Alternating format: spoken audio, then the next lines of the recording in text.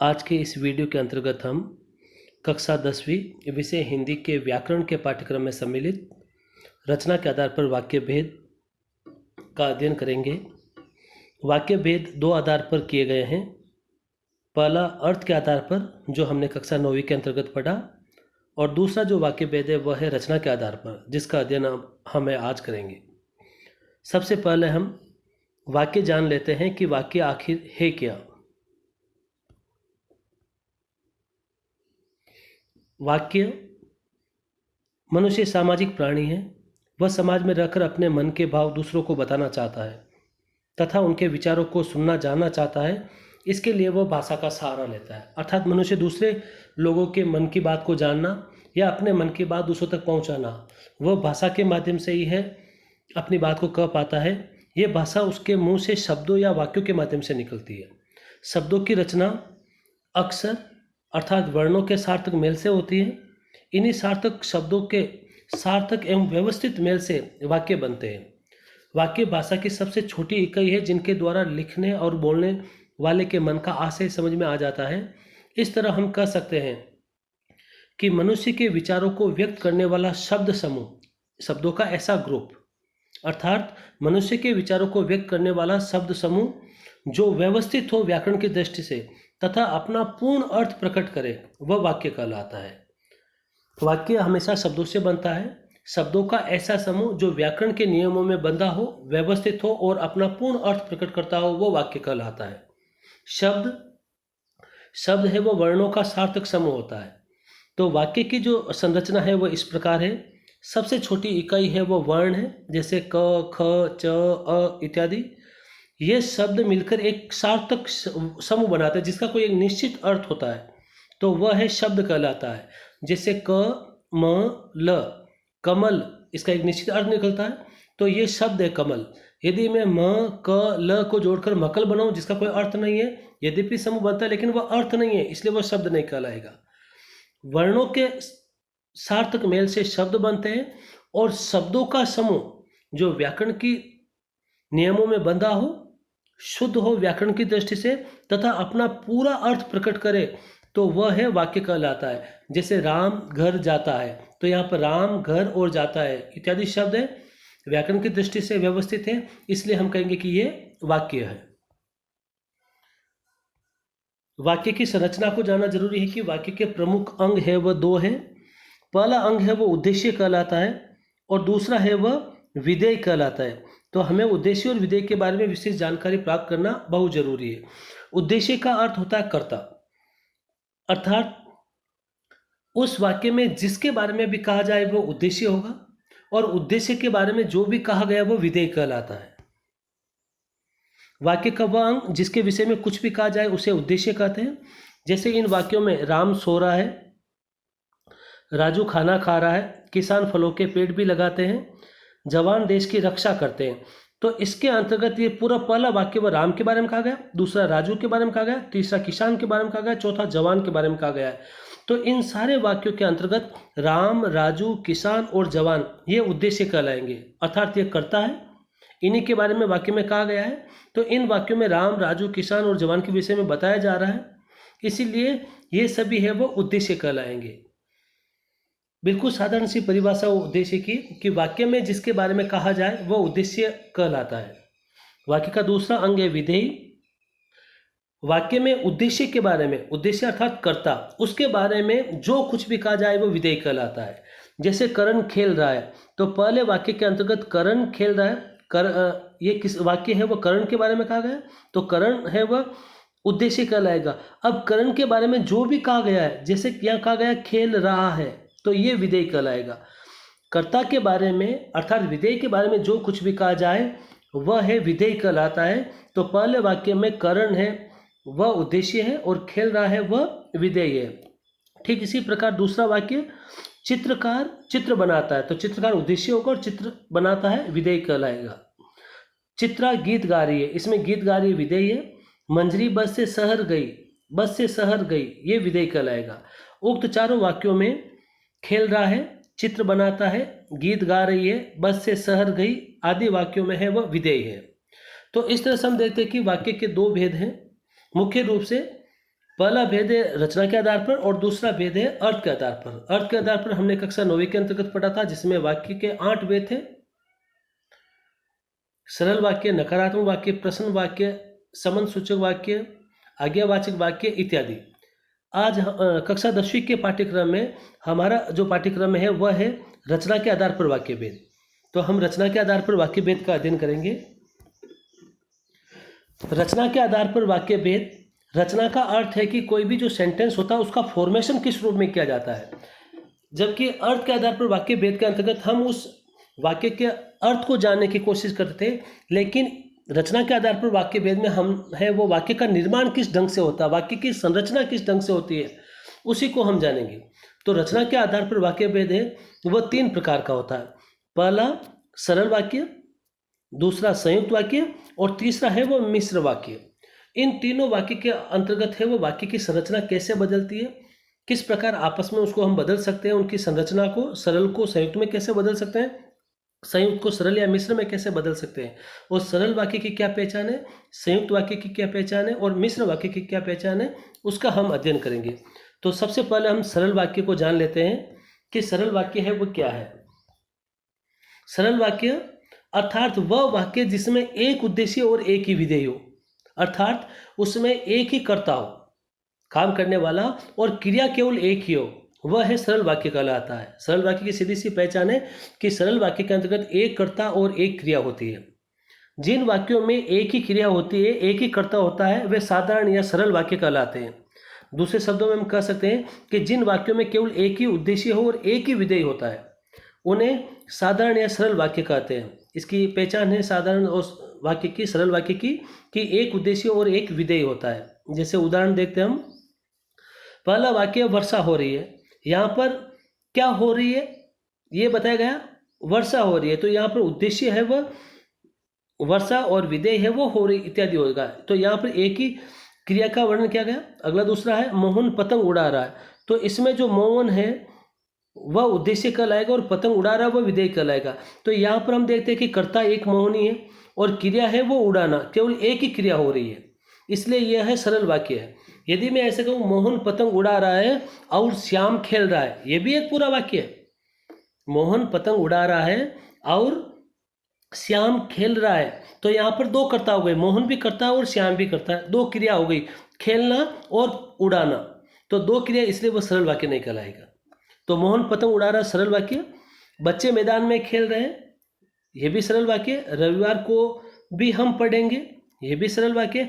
वह फलों के लिए बाजार गया, यह भी सरल वाक्य। यदि इस वाक्य को मैं ऐसा लिख दूं, यदि मैं उसे फल लाने थे इसलिए वह बाजार गया, तो वह सरल वाक्य नहीं कहलाएगा।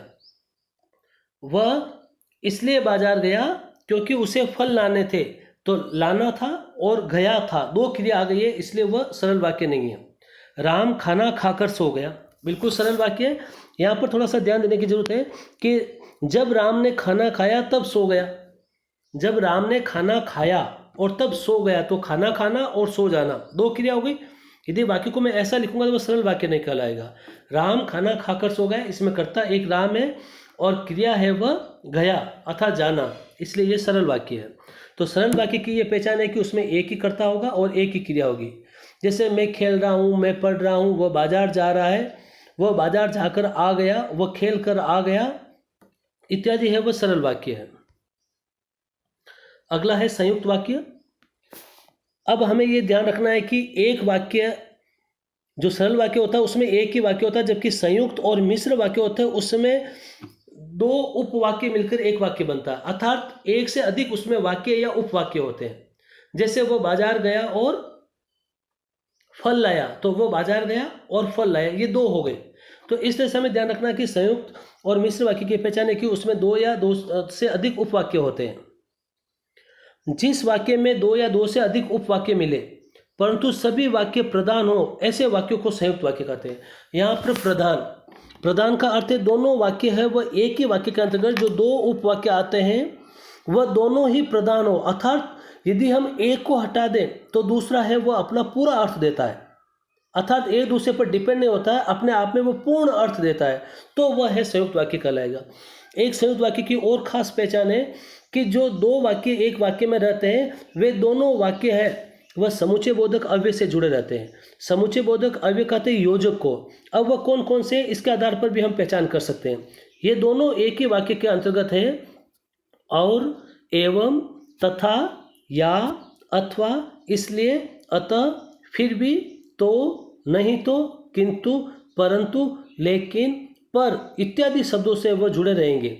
अर्थात वह वाक्य जो है और, तथा, एवं, परंतु, किंतु, इसलिए इत्यादि समुच्चय बोधक अव्यय से जुड़े हुए दो उपवाक्य, तो वह वाक्य है वह संयुक्त वाक्य कहलाएगा। हम उदाहरण देखेंगे तो और भी स्पष्ट होगा। यह माँ बाजार गई और सब्जियां लेकर आई। इस वाक्य को थोड़ा सा ध्यान से देखें कि माँ बाजार गई और सब्जियां लेकर आई। यहाँ पर यदि मैं इसको इतना ही मैं मानूं कि माँ बाजार गई, यदि माँ बाजार गई ये इतना सा ही लिखूंगा तो सरल वाक्य होगा, और सब्जियां लेकर आई तो ये भी सरल वाक्य होगा। अर्थात इसमें एक तो माँ बाजार गई अपना पूरा अर्थ दे रहा है, माँ सब्जियां लेकर आई ये भी पूरा अर्थ दे रहा है, लेकिन दोनों को है और से जोड़कर है इसको एक ही वाक्य बनाया गया है, इसलिए संयुक्त वाक्य है। अर्थात एक ये वाक्य हो गया और दूसरा ये वाक्य हो गया। दोनों वाक्यों को समुच्चय बोधक अव्यय और से जोड़ा गया है और दोनों अपना पूरा अर्थ देते हैं। अर्थात ये वाक्य इस पर डिपेंड नहीं है या ये वाक्य इस पर डिपेंड नहीं है। अर्थात दोनों अलग अलग भी अपना पूरा अर्थ देते हैं और एक साथ भी पूरा अर्थ देते हैं, इसलिए ये संयुक्त वाक्य है। अगला वाक्य, आप खाना खाएं और आराम करें। यदि इसको मुझे सरल बनाना है, क्योंकि आप खाना खाएं और आराम करें दो क्रियाएं हैं, इसलिए ये संयुक्त वाक्य।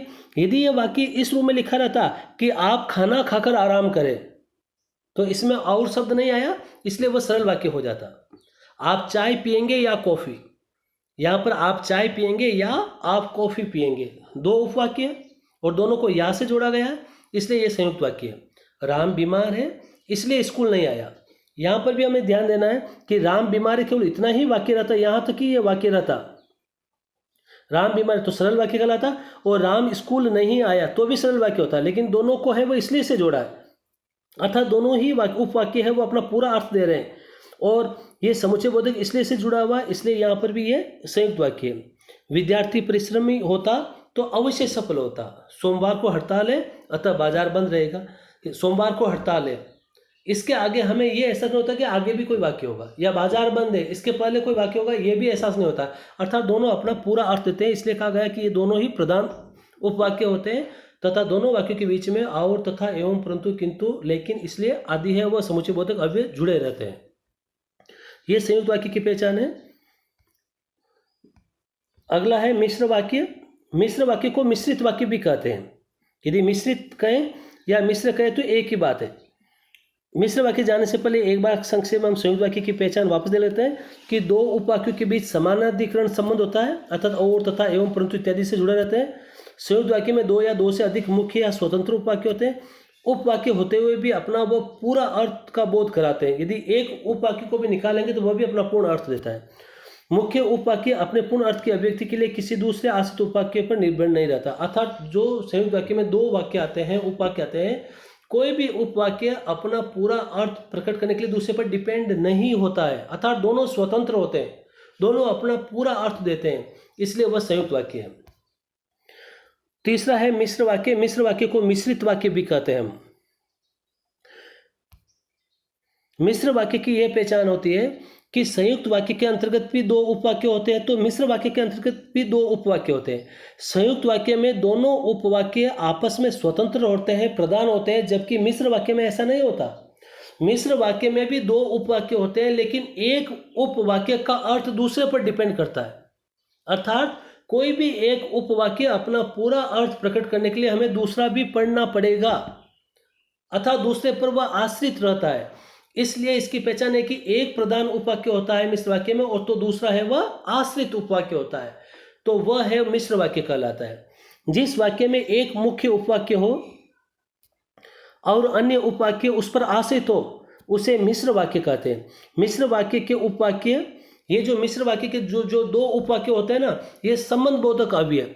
जैसे सबसे पहला की में छोटी की मात्रा, जैसा तैसा, जो वह जब तब इसलिए क्योंकि इत्यादि जो ये व्यधिकरण योजक होते हैं अर्थात आपस में वाक्यों को जोड़ने वाले ये योजक होते हैं, इनसे ये जुड़े रहते हैं। हम उदाहरण देखते हैं इसका कि राम ने कहा कि कल छुट्टी है। यदि इस वाक्य को मैं पहला उपवाक्य राम ने कहा और कल छुट्टी है, यदि इसको मैं केवल ये कहूँ कि राम ने कहा इतना तक ही मैं बोलूँ तो ये वाक्य नहीं कहलाता, क्योंकि ये अपना पूरा अर्थ है वो प्रकट नहीं कर रहा। राम ने कहा इसका मतलब इसके आगे भी कुछ है, जबकि संयुक्त वाक्य में ऐसा नहीं था। कल छुट्टी है तब मेरा है वो वाक्य है वो और पूरा अर्थ प्रकट करता है। तो ये की से जुड़ा हुआ है, इसलिए मिश्र वाक्य। इसी तरह से जैसे ही शाम हुई, जैसे ही शाम हुई बिजली चली गई। अब यदि मैं वाक्य में कहूँ कि जैसे ही शाम हुई, इसका मतलब आगे और भी कोई वाक्य आने वाला है, हमें ऐसा एहसास होता है, ये पूर्ण वाक्य नहीं हुआ। तो ये है मिश्र वाक्य की पहचान होती है। जब तब से जुड़ा हुआ है, जब तो उसने जिसने, जब तब इत्यादि ये जो व्यधिकरण योजक होते हैं उनसे जुड़े रहते हैं। जब नई कक्षा में दाखिला होगा तब हम पढ़ेंगे। जब राम आया तो श्याम चला गया। उस लड़के को बुलाओ जिसने काले जूते पहने हैं। जब आंधी आई तो धूल उड़ने लगी। ये मिश्र वाक्य की पहचान है कि उसमें एक प्रधान उपवाक्य एक आश्रित उपवाक्य रहता है और आपस में ये संबंध बोधक या व्यधिकरण जो योजक होते हैं कि जैसा तैसा, जो वह, यदि तो, क्योंकि, इसलिए इत्यादि से जुड़े रहते हैं, वह मिश्र वाक्य कहलाते हैं। राम ने कहा कि कल छुट्टी है। थोड़ी सी हम और इसको विस्तार से देख लेते हैं। दूसरा कि जब नई कक्षा में दाखिला होगा तो हम पढ़ेंगे। इसको हम अलग करके देख लेते हैं कि पहला वाक्य है कि राम ने कहा कि कल छुट्टी होगी। तो ये मिश्र वाक्य की पहचान होती है कि उसमें एक तो मुख्य उपवाक्य होता जिसे प्रधान उपवाक्य कहते हैं और दूसरा होता है आश्रित उपवाक्य जो डिपेंड होता है और बीच में है वो योजक, बीच में या आगे पीछे जो भी योजक से जुड़े रहते हैं। तो राम ने कहा ये तो प्रधान उपवाक्य हो गया। अब है कल छुट्टी, ये आश्रित उपवाक्य है और ये योजक है वो की से जुड़ा हुआ है। हम पढ़ेंगे दूसरा वाक्य कि जब नई कक्षा में दाखिला होगा तब हम पढ़ेंगे। तो हम पढ़ेंगे इसमें मुख्य वाक्य है। अब कब पढ़ेंगे कि जब नई कक्षा में दाखिला होगा। हम पढ़ेंगे कब, जब नई कक्षा में दाखिला होगा। तो जब नई कक्षा में दाखिला होगा ये आश्रित उपवाक्य है, अर्थात की के बाद वाला जो भी वाक्य होता है दूसरा उपवाक्य वह हमेशा आश्रित उपवाक्य होता है। इसके अलावा मिश्र वाक्य में जो वाक्य जब, जो, जिस, जैसे से शुरू होता है वह है वह आश्रित उपवाक्य कहलाता है। तो यहाँ पर जब कक्षा में दाखिल हुआ यह आश्रित उपवाक्य है। जब राम आया ये भी आश्रित उपवाक्य है।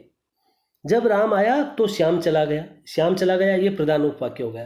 तो इस तरह से हम देख सकते हैं कि मिश्र वाक्य की पहचान है कि इसमें एक मुख्य उपवाक्य और दूसरा है वह आश्रित उपवाक्य होता है।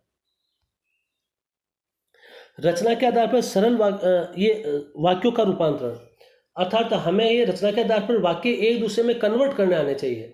अर्थात जो सरल वाक्य होते हैं, जो संयुक्त वाक्य, सरल वाक्य को संयुक्त वाक्य में, सरल वाक्य को संयुक्त वाक्य में, संयुक्त को मिश्र में या सरल में, सरल को मिश्र में भी, मिश्र को संयुक्त या सरल में आपस में कन्वर्ट करना, आपस में बदलना ही है वो रूपांतरण कहलाता है, वाक्य रूपांतरण रचना के आधार पर। तो हम वह देखते हैं सबसे पहले। तो किस प्रकार से, तो सबसे पहले हम एक उदाहरण से इसको जानेंगे। पहला सरल वाक्य है कि राम बाजार से पुस्तक लाया। इसमें कर्ता एक है राम, क्रिया एक है लाया। सरल वाक्य कहीं पर भी जो संबंध बोधक या समुच्चय बोधक और, तथा, परंतु, एवं, किंतु, लेकिन, इसलिए, जब, तब, जो, वह, कि, यदि, तो इत्यादि से कहीं से भी जुड़ा हुआ नहीं है, इसलिए यह सरल वाक्य है। अब इसी वाक्य को मैं संयुक्त वाक्य में बदलूंगा। संयुक्त वाक्य की पहचान है कि इसमें दो उपवाक्य होते हैं और वह और, तथा, एवं, परंतु, किंतु से जुड़े रहते हैं। तो राम बाजार गया और पुस्तक लाया, ये संयुक्त वाक्य हो गया। इसी वाक्य को मैंने है राम बाजार से पुस्तक लाया, इसी वाक्य को मैंने संयुक्त वाक्य में कन्वर्ट किया, बदला कि राम बाजार गया और पुस्तक लाया। इसमें दो क्रिया हो गई। पहला उपवाक्य राम बाजार गया, दूसरा उपवाक्य राम पुस्तक लाया। दोनों ही अपना पूर्ण अर्थ रहते हैं, एक दूसरे पर डिपेंड नहीं है और योजक और शब्द से जुड़े हुए, इसलिए यह संयुक्त वाक्य है।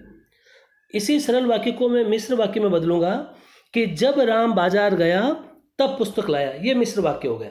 अब यहाँ पर पहला उपवाक्य है कि जब राम बाजार गया, इसका मतलब आगे भी कुछ वाक्य है, जबकि हमें इस संयुक्त वाक्य में ऐसा नहीं लग रहा था।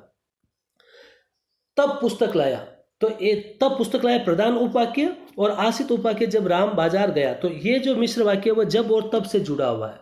ये व्यधिकरण योजक कहलाता है, जो एक दूसरे पर डिपेंड होने के बाद वाक्य है वह आप उनको जोड़ता है। जो एक आश्रित या एक प्रधान उपवाक्य होता है उनको जोड़ने के काम आते हैं।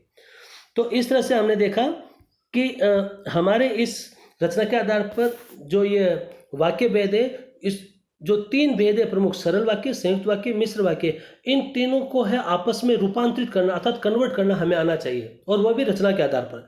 जैसे यहाँ राम बाजार से पुस्तक लाया, ये लिखा हुआ है, या फिर ऐसा है कि जब राम बाजार गया तब पुस्तक लाया, इसको सरल वाक्य में बदलो, तो हमें इस रूप में लिखना पड़ेगा। तो इस तरह से आपस में कोई भी एक वाक्य हो उसको अन्य वाक्य में रूपांतरण करना हमें आना चाहिए, उसी का हम अभ्यास कर रहे हैं अब। सरल वाक्य से संयुक्त या मिश्र वाक्य, जैसे पहला सरल वाक्य है राधा नाचती गाती है, तो इसको हम संयुक्त में बदलेंगे, राधा नाचती है और गाती है, और इसी को मिश्र बदलेंगे, जो नाचती गाती है वह राधा है, अर्थात यहाँ पर 2 उपवाक्य बनाए गए, और से जोड़ा गया या जो वह से जोड़ा गया, इसलिए ये मिश्र वाक्य है। दूसरा है मोहन हंसकर बोला, सरल वाक्य, इसका संयुक्त वाक्य हो जाएगा मोहन हंसा और बोला, और इसका मिश्र होगा वह मोहन है जो हंसकर बोला, वह मोहन है, इसका मतलब वाक्य और भी है जो हंसकर बोला। इसी तरह से ये अगला तीसरा जो सरल वाक्य हुआ, तुम पढ़कर सो जाना, तुम पढ़ना और सो जाना, ये संयुक्त वाक्य होगा। और यदि इसी को मिश्र में बदलना है तो हम ऐसा कहेंगे जब तुम पढ़ लोगे तब सो जाना। अगला सरल वाक्य के अंकित की कलम छूटकर गिर गई, अंकित की कलम छूटकर गिर गई, तो इसका संयुक्त वाक्य होगा अंकित की कलम छूटी और गिर गई, और मिश्र वाक्य हो जाएगा कि जो कलम अंकित से छूटी वह गिर गई। तो इस तरह से सरल वाक्य को हमें संयुक्त और मिश्र में बदलना आना चाहिए, और वाक्य की जो परिभाषा है उसको ध्यान में रखते हुए हमें उस वाक्य का रूपांतरण करना चाहिए। अगला है संयुक्त से सरल या मिश्र बदलना, तो हम संयुक्त वाक्य के उदाहरण देखेंगे कि उनको है वो सरल या मिश्र में कैसे बदलते हैं। पहला वाक्य कि सभी लिख चुके हैं लेकिन सृजिता अभी तक लिख रही है, तो सभी लिख चुकने पर भी सृजिता लिख रही है, इसमें और तथा एवं हटा दिया गया। मिश्र वाक्य हो जाएगा ये कि सृजिता लिख रही है जबकि सभी लिख चुके हैं। इस तरह से अगला और वाक्य, निधि रात भर पढ़ती है ताकि परीक्षा देने की तैयारी कर सके, इसका सरल होगा निधि रात भर पढ़कर परीक्षा देने की तैयारी करती है, और इसका मिश्र वाक्य होगा निधि इसलिए रात भर पढ़ती है क्योंकि वो परीक्षा देने की तैयारी करती है। इसी तरह से अगला वाक्य है अभिलाषा ने रोना शुरू किया और बेहोश हो गई, तो इसका सरल होगा अभिलाषा रोते ही बेहोश हो गई, और मिश्र वाक्य होगा जैसे ही अभिलाषा ने रोना शुरू किया वह बेहोश हो गई। अगला चौथा वाक्य है संयुक्त वाक्य, श्रेयसी बीमार थी इसलिए स्कूल नहीं आई, तो इसका सरल वाक्य हो जाएगा श्रेयसी बीमार होने के कारण स्कूल नहीं आई, और मिश्र वाक्य हो जाएगा श्रेयसी स्कूल नहीं आई क्योंकि वह बीमार थी। इसी तरह से हम कुछ मिश्र वाक्यों के उदाहरण देखेंगे कि उनको हम सरल और संयुक्त में कैसे बदलते हैं। जब भी मैं विकास के घर गया मेरा आदर सत्कार हुआ, तो इसका सरल हो जाएगा विकास के घर जाने पर मेरा आदर सत्कार हुआ, और संयुक्त वाक्य हो जाएगा विकास के घर मेरा आदर भी हुआ और सत्कार भी। अगला वाक्य है विशाल ने जो मोबाइल खरीदा वह नया है, तो इसका सरल हो जाएगा विशाल ने एक नया मोबाइल खरीदा, और संयुक्त वाक्य हो जाएगा विशाल ने एक मोबाइल खरीदा और वह नया है, तो अर्थात और से जोड़ा गया इसलिए संयुक्त वाक्य। अगला मिश्र वाक्य, शिक्षक ने कहा कि उसको अपना गृह कार्य स्वयं करना है, तो इसका सरल वाक्य हो जाएगा शिक्षक ने सबको अपना गृह कार्य स्वयं करने को कहा। ये ध्यान रखें, वाक्य कितना भी बड़ा क्यों नहीं हो, यदि हम उसका संरचना यदि ध्यान में रखेंगे तो कितने भी बड़े वाक्य को भी हमें सरल वाक्य में बदल सकते हैं। संयुक्त वाक्य हो जाएगा शिक्षक ने गृह कार्य करने को कहा और स्वयं करने को कहा।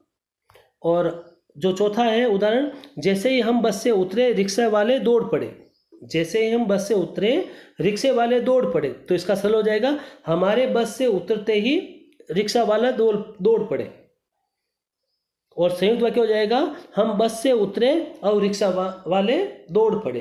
तो इस तरह से हमने देखा कि जब हम वाक्य परिवर्तन करते हैं, वाक्य रूपांतरण करते हैं, तो उस संरचना के आधार पर वाक्य में भी कुछ बदलाव आता है। हमें जो उनके जो योजक होते हैं उनको ध्यान में रखकर वाक्य की संरचना करनी पड़ती है।